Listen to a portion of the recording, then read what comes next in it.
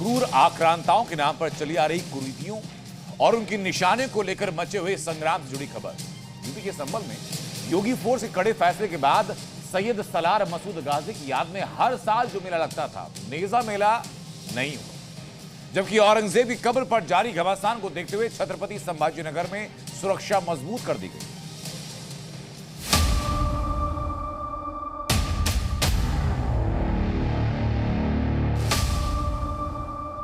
एक बार बता दूं, नेजा नहीं गड़ेगा तो नहीं गड़ेगा। संभल में क्रूर आक्रांता सैयद सलार मसूद गाजी की याद में हर साल लगने वाले नेजा पर पुलिस ने एक हफ्ते पहले जो रोक लगाई, उसका असर आज साफ दिखाई दिया।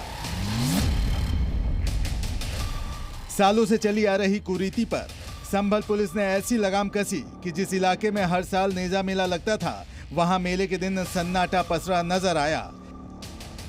कोई भी सलार मसूद गाजी को याद करने वाला नहीं दिखा। अगर कुछ दिखा तो बस खाली मैदान में पुलिस का कड़ा पहरा।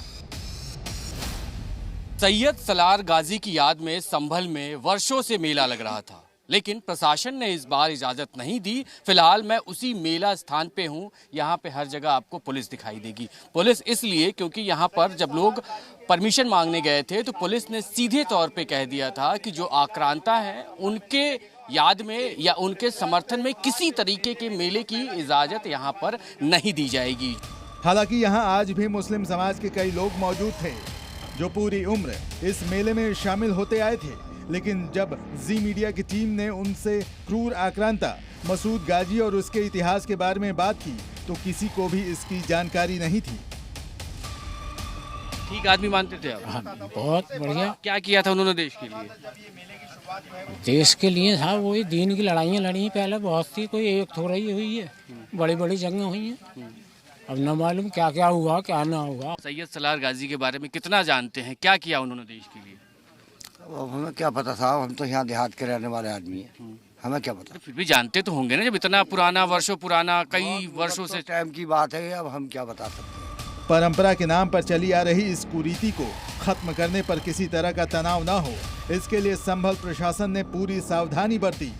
खाकी की तैनाती के साथ ही सोशल मीडिया पर भी नजर रखी गई ताकि माहौल खराब करने वालों पर फौरन कार्रवाई की जा सके। भीड़ कोई इकट्ठा नहीं होगी और सबको पता चल गया है कि भाई प्रशासन ने परमिशन नहीं दी, किसी लुटेरे की याद में कोई मेला नहीं लगेगा। तो कहीं भी मेले का आयोजन नहीं होगा, यह सुनिश्चित किया गया है और पूर्णतः फोर्स मुस्तैद है और कहीं भी अशांति नहीं है। प्रारंभ से ही सुनिश्चित किया गया था और लगातार फोर्स प्रत्येक बिंदु पर तैनात है और कहीं भी सुरक्षा व्यवस्था के साथ किसी को खिलवाड़ करने नहीं दिया जाएगा।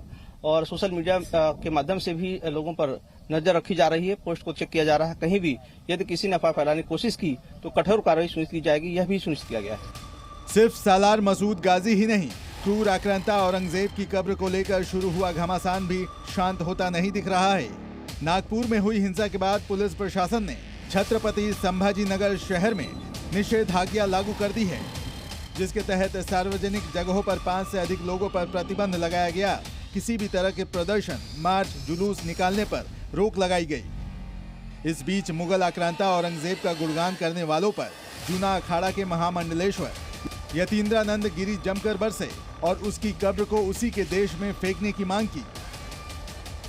इस्लाम में कोई भी मजार बनाना, कोई भी कब्र बनाना, इसका प्रावधान ही नहीं है। मुगल ना तो इस देश के थे, वो एक लुटेरे थे, भारत को लूटने आए थे और ऐसे लुटेरों का गुणगान करना या उनकी या कब्र बनाना या मजार बनाना क्या उचित थे।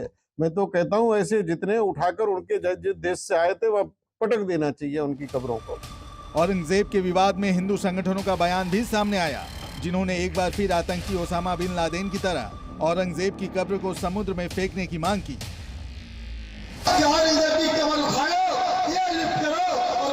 समुद्र में फेंको, 1 इंच जमीन भी उसके लिए आधा के लिए नहीं देंगे। ऐसे किसी स्थान पर मंदिरों को तोड़ने वाले, विध्वंस करने वालों को मम्मत नहीं करने देंगे। सैयद सलार मसूद गाजी हो या औरंगजेब, ये वो मुगल आक्रांता रहे जिन्होंने भारत को न सिर्फ लूटा बल्कि मंदिरों को तोड़ा और हिंदुओं पर भी जमकर अत्याचार किया।